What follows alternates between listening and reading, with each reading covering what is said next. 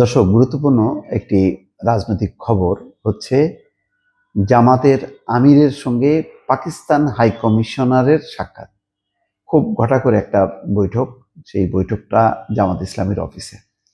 আমি শুধু ভাবছি যে আজকে থেকে 6 মাস বা 1 বছর আগে এটা কি হতে পারতো? অসম্ভব।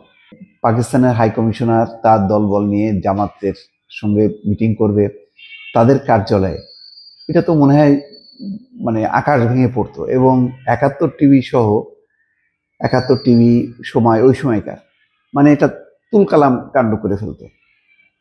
আজকে এটা সম্ভব হয়েছে এবং হয়তো এখন একটু ধাক্কা লাগছে যে 6 মাস আগের পরিস্থিতি আর এখনকার পরিস্থিতির সঙ্গে মিলিয়ে। কিন্তু এটা কি অস্বাভাবিক? আওয়ামী লীগ যখন ভারতীয় হাইকমিশনারের সাথে কথা বলেন, এটা যেন কিছুই না, এটা স্বাভাবিক ঘটনা। পাকিস্তান ঢুকলেই গায়ে জ্বালা, এরকম একটা আবহাওয়া তৈরি করা হয়েছে যে পাকিস্তান হচ্ছে জাতশত্রু, পাকিস্তানের সঙ্গে কারোর কোনো সম্পর্ক থাকতে পারবে না। এবং কার্যত তাই। গত 15 বছরে পাকিস্তানের হাই কমিশন বোধহয় বিচ্ছিন্ন ছিল। তারা জাস্ট তাদের একটা ভবন ছিল, তাদের খুবই সীমিত কার্যক্রম ছিল। তাদের জাতীয় দিবসে ওই সরকারের হয়তো একজন যাইতো কোনো রকম কূটনৈতিক সম্পর্ক রক্ষা করার জন্য, কিন্তু অন্য কেউ যেত না। কোনো সাংবাদিককে দাওয়াত দিতে পারতো না। কিন্তু ভারতীয় দূতাবাস যদি ডাকতো, তা আমাদের সাংবাদিকের একদম হামলায় পড়তো এবং সেখানে নানা রকম পানীয় তারা খেতে পারতো। কিন্তু পাকিস্তান হাইকমিশন সম্ভবত সাহসও করতো না। এবং আমি নিজেও দাওয়াত পেয়েছি পাকিস্তান সফরের, কিন্তু সাহস করিনি। অনেক সাংবাদিকও সাহস করেনি।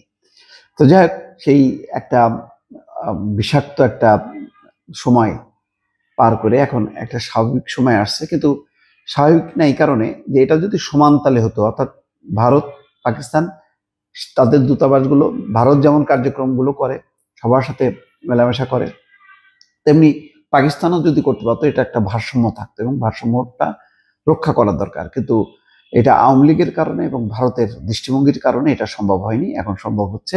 আর সম্ভব হচ্ছে বলেই জামাতের আমির ডাক্তার শফিকুর রহমান আজকে সাক্ষাৎ করতে পেরেছেন তার দলীয় অফিসে পাকিস্তান হাইকমিশনার সৈয়দ আহমেদ মারুফ। মগবাজারে জামাতের কেন্দ্রীয় কার্যালয়ে সাক্ষাৎ অনুষ্ঠান হয়। সাক্ষাৎকারটি অত্যন্ত হৃদ্যতা এবং সৌহার্দ্যপূর্ণ পরিবেশে অনুষ্ঠিত হয়। সাক্ষাতে বাংলাদেশ ও পাকিস্তানের স্বার্থ সংশ্লিষ্ট বিষয় নিয়ে খোলামেলা আলোচনা হয়। ভাতৃপ্রতিম উভয় দেশের দ্বিপক্ষীয় সম্পর্ক ভবিষ্যতে আরও জোরদার হবে বলে অভিমত ব্যক্ত করা হয়। এ সময় উপস্থিত ছিলেন পাকিস্তানের high commissioner, deputy high commissioner Mohammad Wasif ও পলিটিক্যাল কাউন্সিলর কামরান ধাঙ্গল। জামাতের পক্ষ থেকে দলের নায়েবে আমির অধ্যাপক মুজিবুর রহমান, ডাক্তার সৈয়দ আবদুল্লাহ মোহাম্মদ তাহের, মাওলানা আনম ও শামসুল ইসলাম, সেক্রেটারি জেনারেল মিয়া গোলাম পরওয়ার, অর্থাৎ দলের কেন্দ্রীয় নেতাদের সবাই ছিলেন। কি কি বিষয় নিয়ে আলোচনা হয়েছে ঠিক পরিষ্কার না, হয়তো সৌহার্দ্যমূলক পরিবেশ।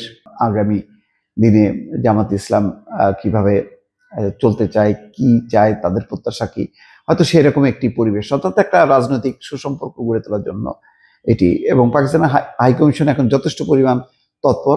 তারা বিএনপির সঙ্গেও মিট করেছে। হয়তো বিএনপির অফিসে এইভাবে বৈঠকের চিত্রটা দেখিনি, কিন্তু মির্জা ফখরুল ইসলামের সঙ্গে বৈঠক করেছে। তারপরে প্রধান উপদেষ্টা অন্যান্য সবার সাথেই করছে। তো আমার কথা হলো কি, যে পাকিস্তান হাইকমিশনার যেমন ঘুরছে, ভারতের হাইকমিশনারও ঘুরুক, অসুবিধা নেই। আমরা তো চাই যে সব দেশের সঙ্গে একটা ভারসাম্যমূলক সম্পর্ক, কারোর সঙ্গে তিক্ত না, সবার সঙ্গে বন্ধুত্ব। সেটা গত শেখ হাসিনার সময় এটা মুখে মুখে ছিল, কিন্তু অন্তরে ছিল এটা যে ভারতের সঙ্গে বন্ধুত্ব আর পাকিস্তানের সঙ্গে শত্রুতা। দর্শক, ভালো থাকবেন। আল্লাহ হাফেজ।